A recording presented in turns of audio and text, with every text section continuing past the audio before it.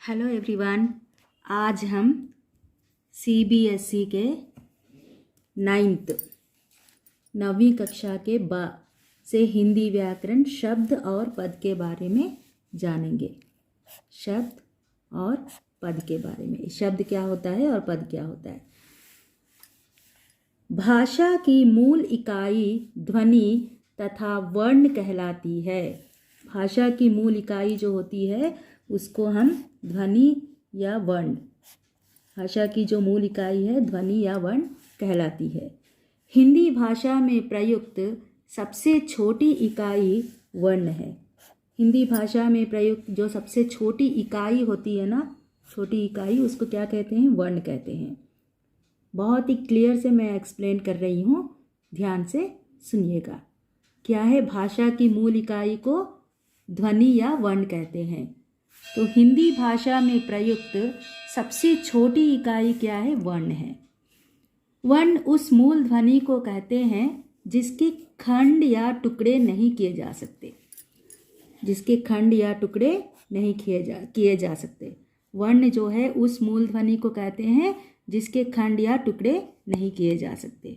फिर से एक बार, भाषा की मूल इकाई ध्वनि या वर्ण कहते हैं और हिंदी भाषा में प्रयुक्त सबसे छोटी इकाई को वर्ण कहते हैं, और वर्ण उस मूल ध्वनि को कहते हैं जिसके खंड या टुकड़े नहीं किए जा सकते।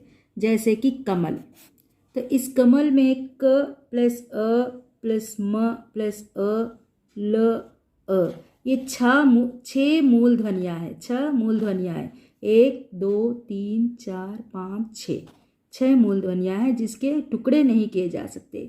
इसी को हम वर्ण कहते हैं। नेक्स्ट, इन मूल ध्वनियों के टुकड़े नहीं किए जा सकते, इसीलिए ये वर्ण कहलाते हैं।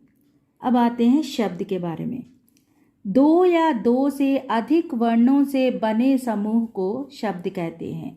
2 या 2 से अधिक वर्णों के, जैसे कि इसको एक एक को वर्ण कहते हैं ना, तो एक या एक से बढ़कर, मतलब एक से ज़्यादा, 2 या 2 से अधिक वर्णों से बने समूह को शब्द कहते हैं, जिसका कोई ना कोई अर्थ अवश्य होता है, जिसका कोई ना कोई अर्थ अवश्य होता है।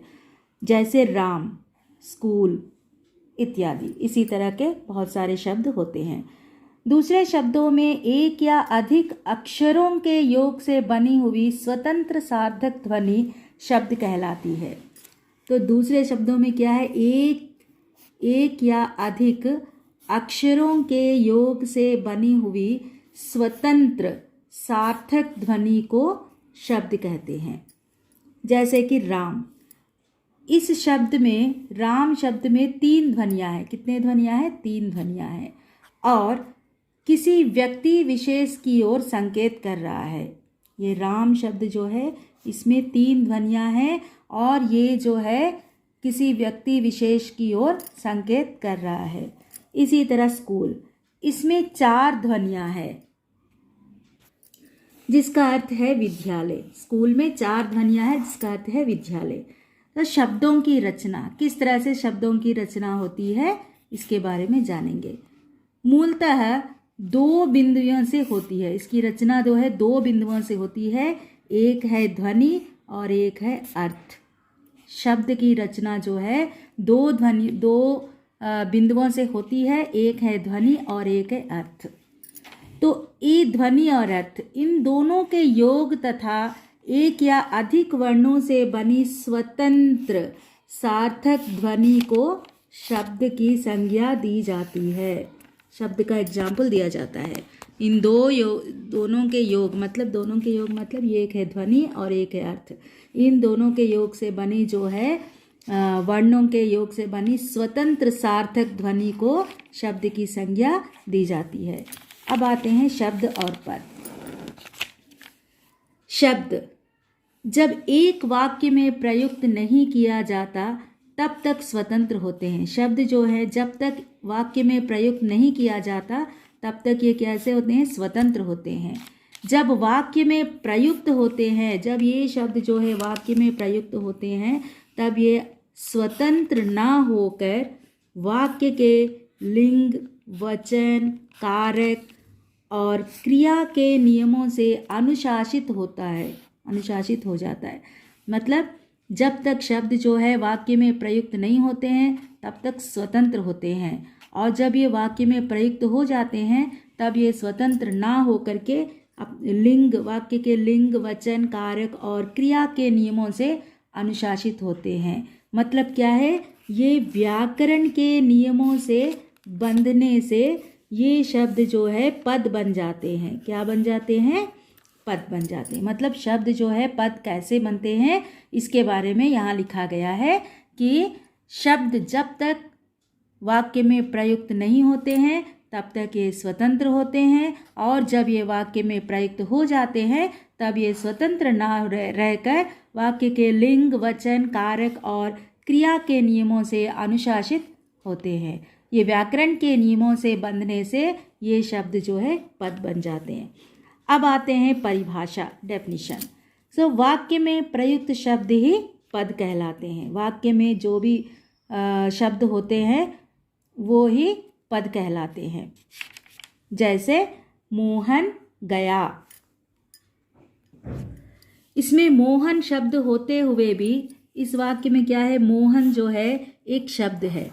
शब्द होते हुए भी वाक्य में प्रयुक्त होने के कारण ये जो है पद बन गया, और यह पद जो है लिंग, वचन, कारक से बंधा हुआ है।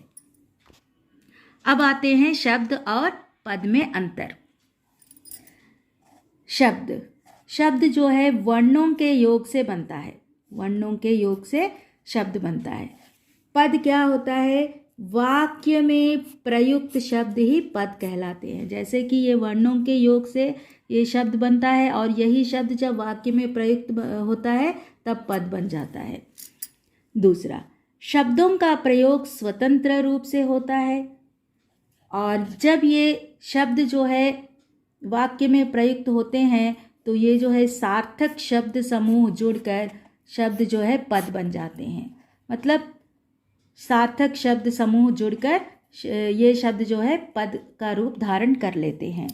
अब आते हैं यहाँ, शब्द का मूल अर्थ एक ही होता है। शब्द का जो मूल अर्थ होता है वह एक ही होता है।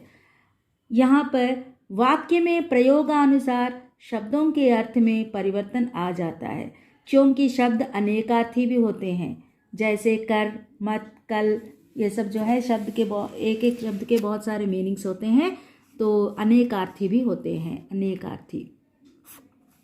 नेक्स्ट, शब्द व्याकरण के नियमों से परे होते हैं। मतलब ये स्वतंत्र होते हैं ये शब्द, और ये जब वाक्य में प्रयुक्त होते हैं तो ये अपना स्वतंत्रता जो है वो खो देते हैं, और अन्य शब्दों के साथ व्याकरणिक इकाई में बंध जाता है, तो यह पद बन जाता है। शब्द जब वाक्य में प्रयुक्त अन्य शब्दों के साथ व्याकरणिक इकाई में बन जाता है तो यह पद बन जाता है, पद बन जाता है।